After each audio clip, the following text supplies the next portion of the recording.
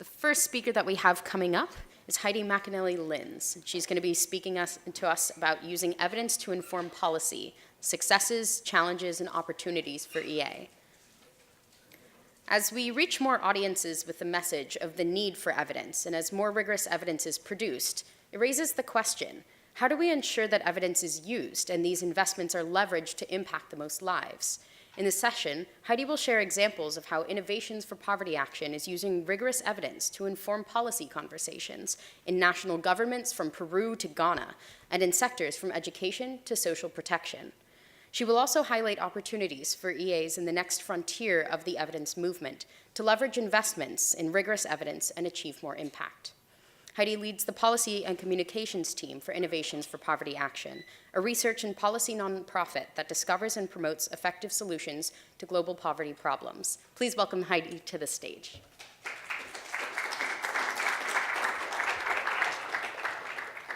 Hi, everyone. As I was introduced, my name is Heidi, and I work for an organization called Innovations for Poverty Action, and we run randomized evaluations in the field, and we've done about 650 of them in over 50 countries around the world over the last 15 years. So I'm just curious before I get started, how many of you have heard of IPA before? Okay, how many of you have read something about IPA, not just heard about us? Okay. Great. So I'm going to start the way I normally introduce IPA, and I'm going to ask you guys what might seem like a pretty silly question. So if you had $1 and you wanted to buy oranges, you wanted some tasty, good-for-you oranges, which one would you buy? Okay, how many would buy the 1? How many would buy the 4? Oh, okay, good. It's not supposed to be a tricky question. It's supposed to be very straightforward because it is. Sometimes I get people to tell me, what if they were of different quality, same quality. So now I'm going to ask something that might even seem even more simple to you guys in this room, but I always get varied answers to this question. So let's say you wanted to increase attendance at schools in Kenya. Would you try to help kids? Let's say the reason why kids don't go to school is because they don't have the clothes, they don't have the right shoes, the uniforms are required, so they don't have uniforms, so they don't show up. Or would you give them deworming pills such that they don't have to, feel bad and they come to school? How many of you would do free school uniforms? How many of you would do deworming? Yay, okay, in this room, everybody gets the right answer, right? But you'd be surprised around the world, whether it's in the Ministry of Education in Ghana or in a room with non-EA philanthropists in San Francisco, the message still isn't quite out there. And however, in this room, it's pretty obvious. The additional years of schooling that you get for $100 for school-based deworming versus free uniforms is quite significant. And I won't go into more details on that. But really, over the last 15 years or so, we've really worked this movement together, all of us, have really changed standards for evidence, right? No longer is it acceptable for charities just to say that their outputs are impact. This is even becoming much more mainstream, right? All kinds of donors who are not just involved in the EA movement are now asking charities, asking governments even to say, what is the impact of your program? And increasingly, people have answers to this. And so this is something that you've all been involved in over the years. And a lot of the research behind some of these cost-effective fundable programs was carried out by IPA. So this is just to say, look, we've been a part of this together with all of you for a really long time. And we've seen these things that are really pill-like have lots of success, particularly at scale, because they're really cost-effective, they're fundable, all the analytical brains can get behind it and say, yes, we're going to do this, right? So we've seen it scale. We're seeing Deworm the World, we're seeing the Against Malaria Foundation, we're seeing Give Directly, a lot of this thanks to GiveWell and many others. And that's great. And there's been a lot of impact of this, and I'm in no way arguing that this should change. This is certainly a part of our legacy and something we're all really proud of. But what happens when the questions get a little bit more complicated? Let's say instead of attendance, you actually want to increase learning levels. A study that we did in Ghana showed that just when we did the baseline, only 6% of kids in Ghana could read, in 3rd grade, could read a really basic sentence. Imagine being in school for 3 years and 4 years in some cases, and your kid's not learning anything. And so learning levels are a real problem. What would you do? Which one would you buy to solve this learning level problem? Would you spend money on merit-based scholarship for girls, or would you, how many would do that? Oh, no one wants to do that. Everyone here is too smart. Or would you want to reassign students based on learning level? Good work. So it wasn't obvious to us when we did these original studies, and by we, I'm using the IPA did the implementation of a number of these studies. We also work closely with JPAL, so you've probably seen some of this from them as well. But then when we think about how do we then put this into practice at scale, it becomes a lot more complicated, because it's not just a matter of going a couple times a year into the schools and giving out deworming pills. If you really want to reassign students to classes based on learning level and teach to their level, you got to change the way classrooms are structured. You have to change the way teachers teach, and you have to really do this, particularly if you want to do this at scale in Africa, you have to do this at the government level, and that becomes a lot more complicated. So to take a step back, as I said, we have over 650 studies, all randomized trials, with few exceptions of things that complement randomized trials, in over 51 countries across sectors. But yet the number of these studies that all of you have heard of maybe is slightly larger than your average person, but most people in our movement have only, when I talk to folks even here at EA Global, somewhere around, I don't know, 5 studies beyond the ones I mentioned already, the deworming, the give directly's, et cetera, are people aware of. Is that because we didn't find positive results, or is it because applying those results is a little bit more complicated?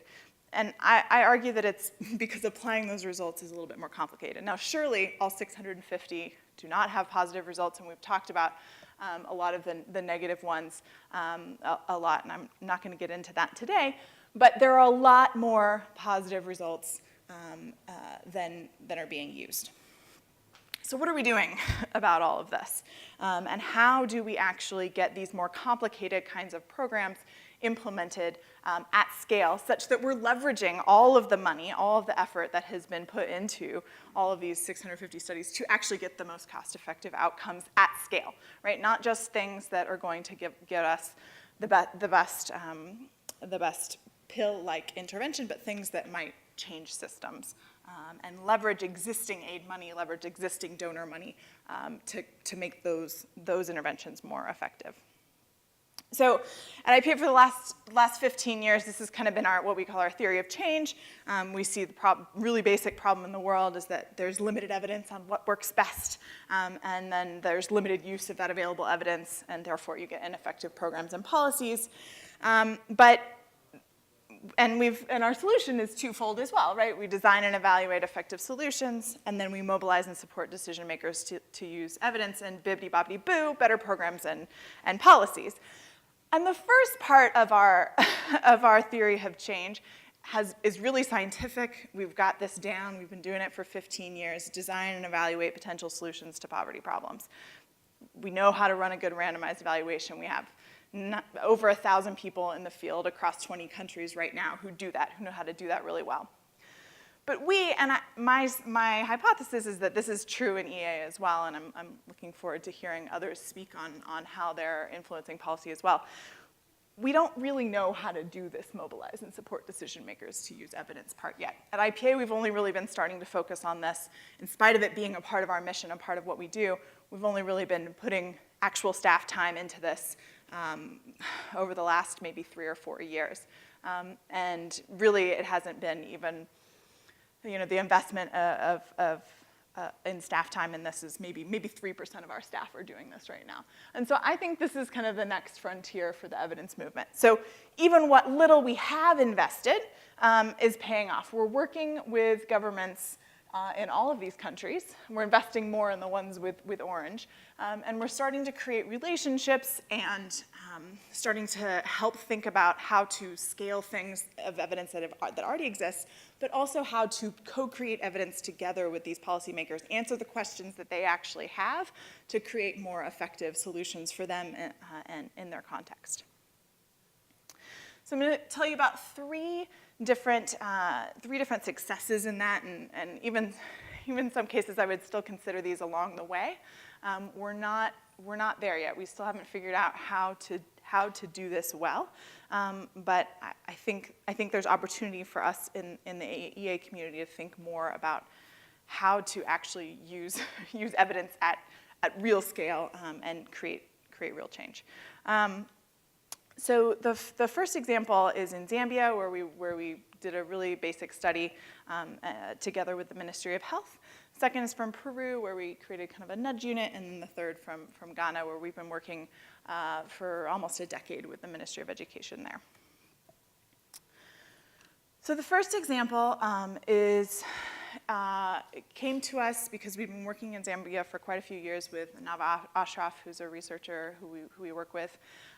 And the Ministry of Health came to her because she'd been very helpful before, and came to us because we've been very helpful before. And they said, look, we're going to scale up our program for community health workers. We don't have enough doctors in this country. We don't have enough nurses in this country. We got to recruit more community health workers.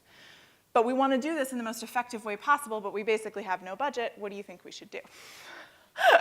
Okay, well, this is a very common problem around the developing world. These are very undertrained workers, and so we said, okay, well, what if we just varied the way you recruit them? Because there's a very big debate. Should you recruit people who are more motivated to serve their community, or should you recruit people who are more motivated to advance their career? This was like a debate that the ministry wanted to solve. So we said, well, this is something we can randomize. So all we did was randomize the flyer, right? So it's very, very low cost in terms of what the government had to do. And it turns out that just changing to the career flyer made the community health workers who recruited that way, those community health workers were 29% more effective at reaching households, and we're starting to see results coming out seeing that's actually even better health outcomes for those households. And we expect that as they scale this, which they're using this tactic to scale to 5,000 community health workers, we estimate that they'll capture an additional 315,000 households just with this small tweak.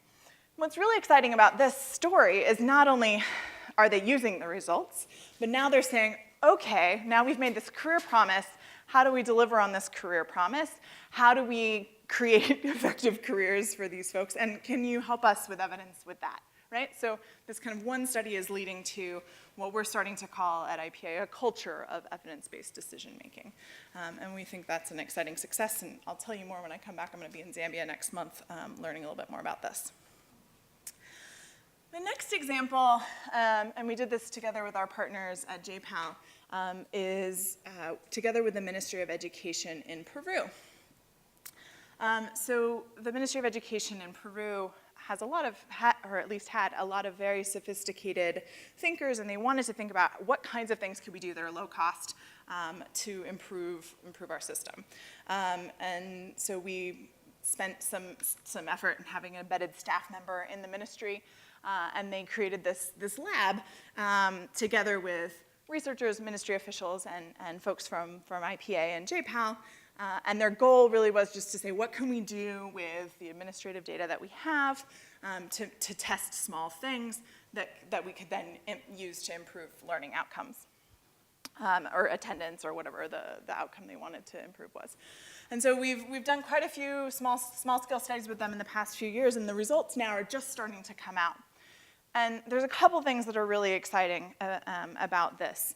The first is that it's institutionalized. So we created an institution, a nudge unit within the Ministry of Education in Peru, right? So when government changes are happening, this is already within. Of course, there's always a risk that these kinds of things get cut, but at least it's already kind of there and institutionalized.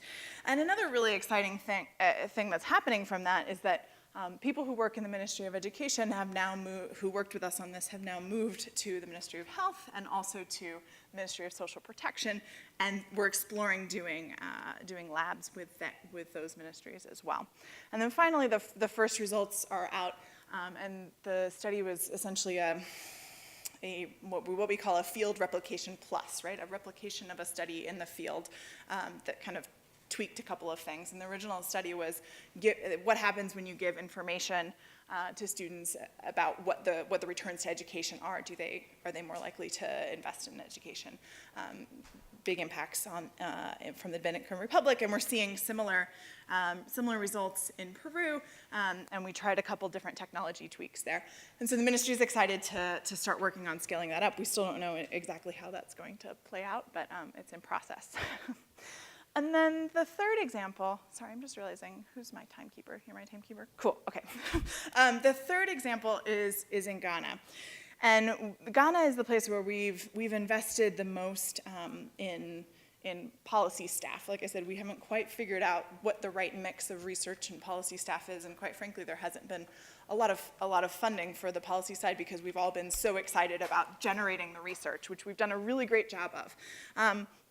But we started by doing another field replication of a successful program run by an NGO in India, which apparently a lot of you know about, which targets teaching at the level of a child and separates kids based on their levels. And we did this at a very large scale with the government, nationally representative, and we saw quite strong results, even though there was varied implementation, even though this was being implemented by the government. It's very impressive. And we were like, great, done deal, we're going to scale. And the government's like, well, it's more complicated than that. And we were using teaching assistants that were being paid for by the youth employment program. Now that youth employment program is defunct. Okay, where are we going to get these teaching assistants? It's very complicated. And they're like, look, what we really want to do is what we told you at the beginning, is we want to do this model, but we want our teachers to do it. And you're like, okay, well, that's why one of the arms of the study was the teacher-led intervention. And so it wasn't as strong as when the teaching assistants did it, but it still had a positive impact and it still was cost effective. And so they said, well, look, what we want to do is we want to make this even more effective. We want our teachers to lead it and we want it to be more effective. What can we do?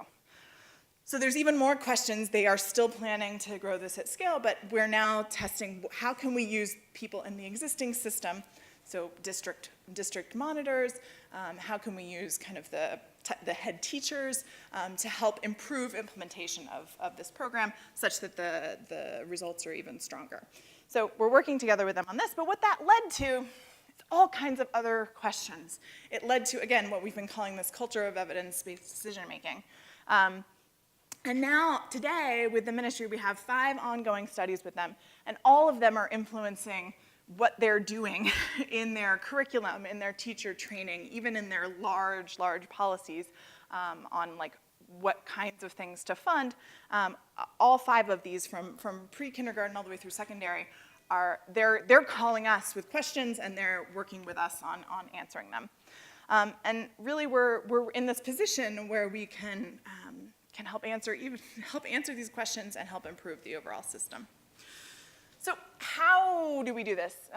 IPA and as a community, I think there's a couple important things that we need to remember about the necessary conditions in which evidence can be used. And these are kind of based on not only these examples that I've told you, but even when we think back about how was it that we got deworming to be taken up in such a big level, this was also involved. So first, it has to exist, right? It needs to be credible, which means we want it to be rigorous. We're doing really, like, these ones we're doing well on, right? We've got the 650 randomized trials, we're doing well. It's with everything else that we're struggling, right? So relevant.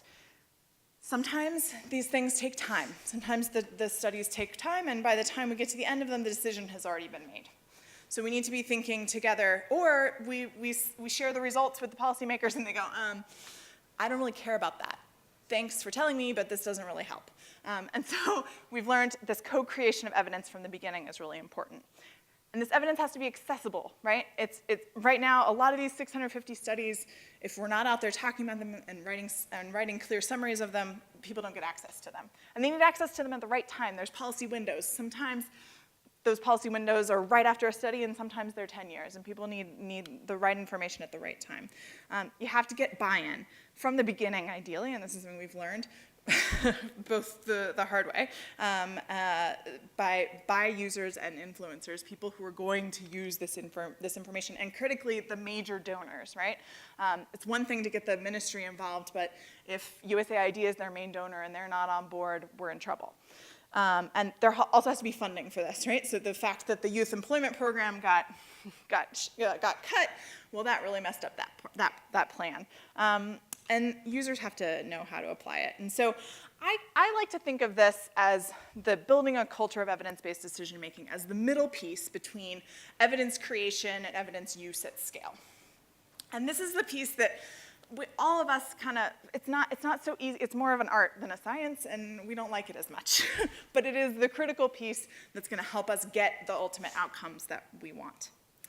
And so at IPA, we're doing this a lot by focusing on the local, right? So we're doing all these things. We're sharing the solutions. We're providing technical assistance. We're doing advocacy. And critically, as you've seen, we're engaging very deeply, particularly with our government partners, and helping them be able to use and understand evidence. But we've learned that to do this, we have to be on the ground, and we have to be there long term. And so that's why IPA in the past couple of years has made a decision not to work in all 50 countries, but we have a presence in 20 countries and offices in 14, and we're really focusing on how do we help with this iterative, collaborative process and help answer next phase questions such that the evidence actually gets used along the way. So to conclude, I don't want this to suggest that I don't think that everyone who was here for the GiveWell talk shouldn't continue giving their money to GiveWell. I still think that is I'm our policy and communications person. I think that is the best kind of larger message for EA to recruit more people, right? Get the best bang for your buck, invest in the most effective things. Here are the most effective charities. If you're given $100, this is where you want to give your money. But I think we, as a community, also have to think about the creating of impact tomorrow. And we're doing this already by continuing to support really good research, thinking about what is the next deworming. Open Phil is doing a really great job of this. And you all are doing this, but I think we can all do this more, right? Help people understand how evidence can make their lives better, how creating evidence can actually be kind of like a negative cost to them, right? So if they create evidence, it helps them cost save, then their impact of whatever it is that they're doing can be more cost effective wherever you are, right? And then finally, I think this is something we're not yet doing. There's a serious leverage that can happen if we think about how to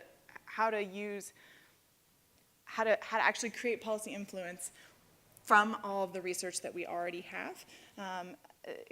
Small investments could leverage millions of dollars that have already been spent on research to actually create sustained action at the government level in the countries where we all care about people's futures. So I'm happy to take questions. All right, let's thank Heidi for her presentation. Thanks so much.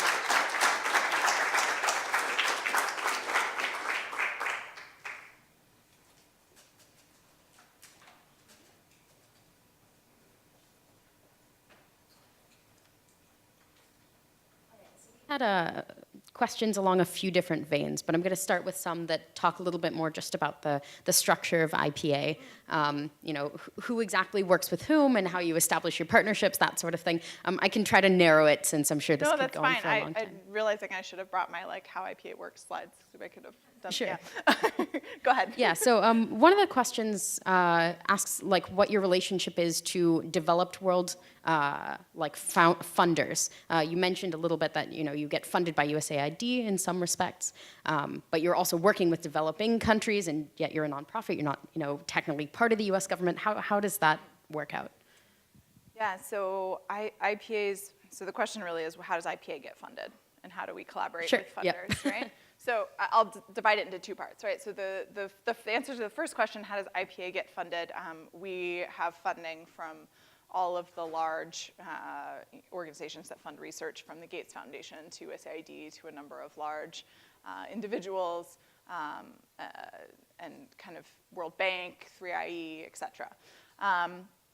How do we work with funders? It's different in every country.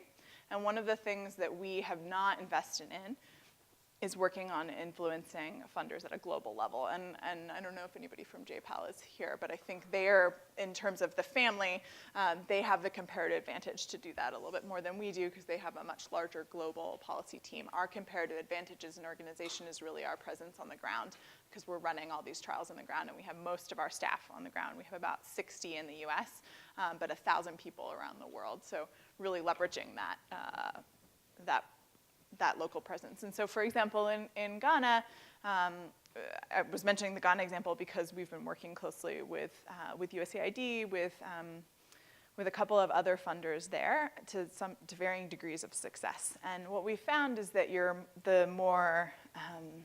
the larger the funder, the harder in, right? So some of the funders that have been really supportive of us are, your Omijar networks, your UBS, like people who are kind of from the business world, who are thinking about how to create leverage.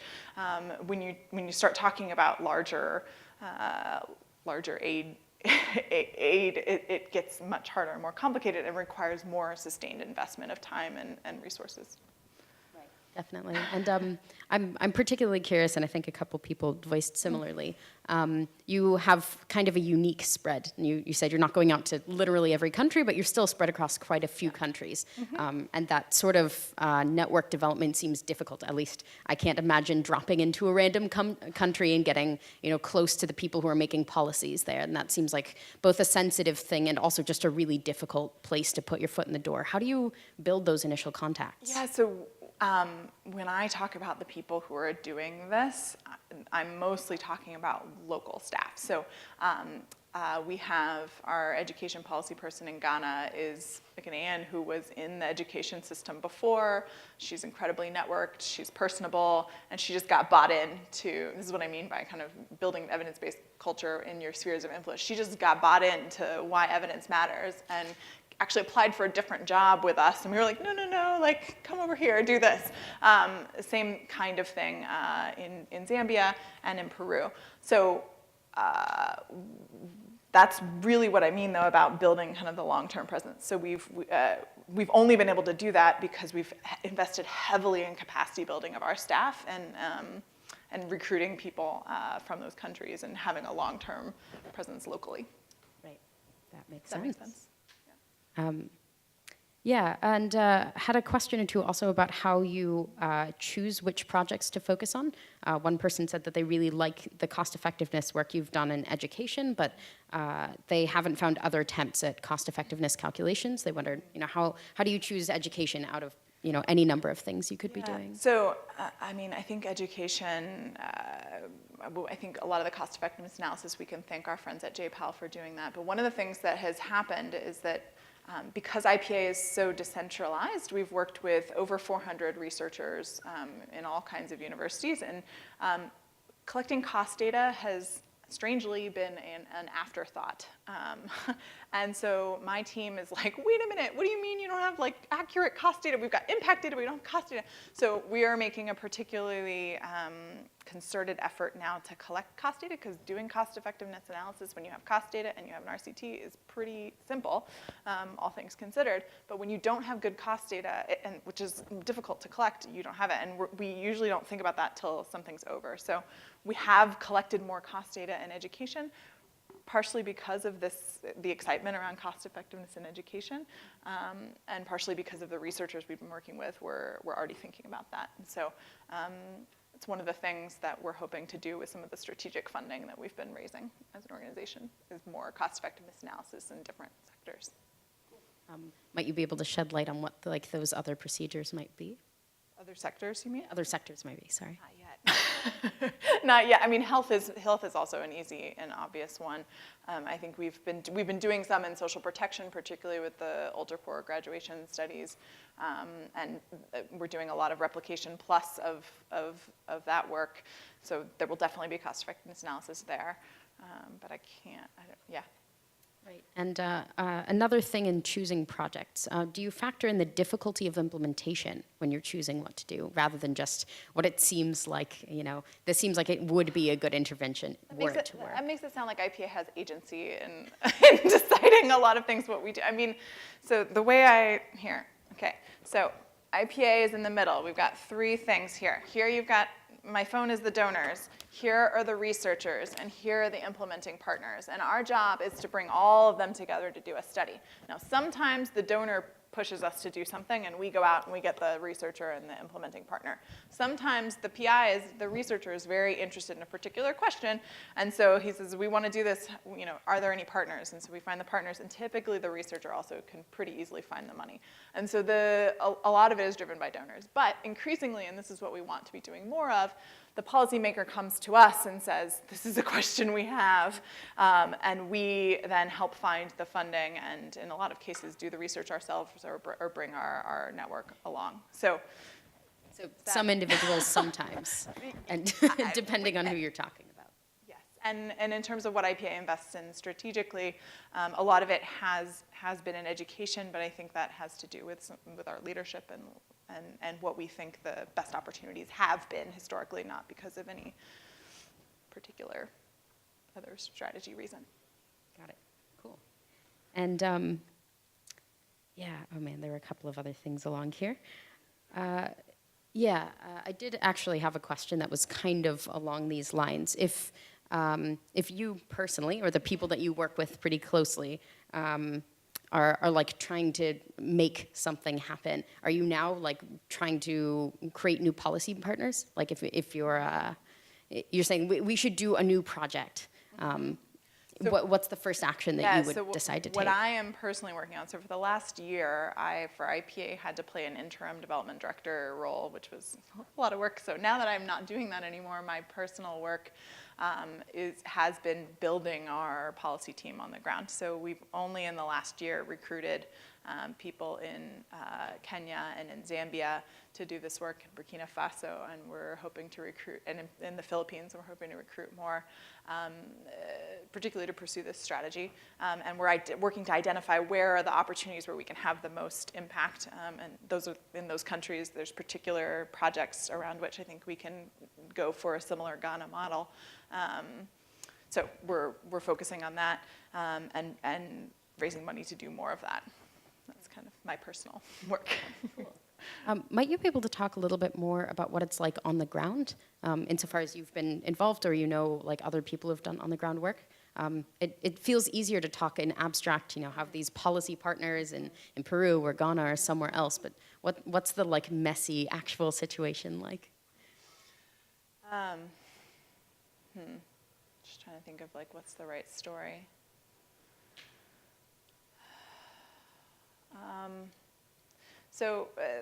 I'm better at marketing stories, so sorry that this is not as exciting as, come see me in office hours and I'll tell you some more nitty-gritty ones, because they're not coming to the top of my head right now. But I had not spent time in our Ghana office. Other folks had led that, and I was just there in March, and I showed up to what I already knew was this really deep relationship, and I really just had no idea. Had no idea that we were co-hosting this conference together with the ministry, and they really felt like it was their conference about evidence until I was really there. And so we asked the director of the Ghana Education Service, which is kind of the implementing arm of the ministry. I said, so how did you think our conference went? What did you think? And she goes, well, like, you tell me, like, it was our conference, And so I just didn't really understand the depth with which that was happening. And I guess, well, there's a USAID story along with that. They also were incredibly skeptical that Ghana was even remotely ready for something as advanced as teaching at the right level. I mean, they even said to me, like, look, they need to get their, like, teacher attendance right. And I was like, well, but I'm pretty sure, and I had to go look at the study to be sure, I was like, I'm pretty sure that teaching at the right level, even the teacher-led version, increased teacher attendance. And I looked, and sure enough, I was right. And so I went back to him, I said, look, I understand you want to improve teacher attendance. Quite frankly, that's what we're trying to do with this, with improving implementation. What that means is improving teachers doing what they were doing, which in a lot of cases means improving them showing up. And we saw that even when poorly implemented, this was doing that, and that was one of the reasons we had outcomes. And so, like, let's work together and think about this. And I don't know if he completely came around, but I know that since then we have had a lot more interaction with him and with his team, and they're sounding a lot more excited about what we're doing. Is that? Yeah. Yeah, that's neat. I get a little bit more of a sense of the dynamic that you might have with people. And I mean, on the flip side, you know, my team on the ground spends a lot of time sitting on the bench outside the ministry, waiting for somebody to, you know, help them get a meeting, right? So in the places where we don't have this relationship already, getting in the door has been incredibly challenging. And so once we've been in the door, like in Ghana, it's much easier. But there's a lot of time spent waiting for the assistant of the person who's going to, can you help? Yeah. So not all glamorous. Yeah, so I imagine we have a couple of cynics in the audience, but I'm just projecting on you guys who would say, well, you know, there's no reason these governments should care in the first place, right? Especially if it's not a particularly democratic government. Why should they even care about the efficacy of these programs? Do you find some sort of like golden ticket in the midst of like a corrupt government? Like how do you find your way in? Are we just too cynical? I mean, so there's lots of ways in. I mean, donors is one way, and that's definitely been a way in for us. But I think you do find your gems, you find your champions, and those champions tend to grow and move around. And that's the long-term nature of it as well. That's why we do think this is not a 3-year project, and it's going to change everything. So your skepticism is well-founded. I mean, I think it's a difficult thing. I think we don't know how to do it well, and I think it'll fail in a lot of places. But I think where it doesn't, it'll be high impact. So, and sorry, the last thing I'll say is we did one study that found that health workers were not actually did not actually want to take bribes, which we were very surprised by, and I think that just speaks to we're not necessarily, when we're talking about influencing policy, we're not necessarily talking at the very high level. We've had a couple cases in which we've engaged at an incredibly high level with the president and the minister himself and all of that. But really what we're talking about is changing the way things operate. And the people at those levels typically are bureaucrats that want their jobs to be doing something more often than not. That's nice to hear that that there's some hope. But skepticism is good. I'm going to finish with a last question, which is presumably you have some people in the audience who would be interested in actually helping out this work, not just observing from the sidelines. If you could just drag and drop them into the positions you really like to see filled, what would they be doing? Should they be researchers? Should they try to move to one of your on-the-ground offices somewhere? Maybe they should just donate money. I mean, at IPA, we've never struggled with the kind of getting really good entry-level researchers, RAs, who are going to then go on to do PhDs. And so that, certainly, if that's something you want to do, we're a great place to come for that. We haven't struggled with that. Where we've really struggled is getting folks at the management level, people with a couple years of experience on the ground. And I've been pretty successful growing the policy and communications team, but people don't really think of us for that. And I saw a slide that was presented here earlier as kind of one of the lacking skills was both in kind of management and operations and also in policy outreach and in marketing, and I think that's true. And so if you have any inkling in those kinds of skills, I'd love to talk to you. So, yeah. Do you have office hours? Yeah, at 5 o'clock. All right, she has office hours at 5 o'clock if you want to speak more. Thanks so much for your time.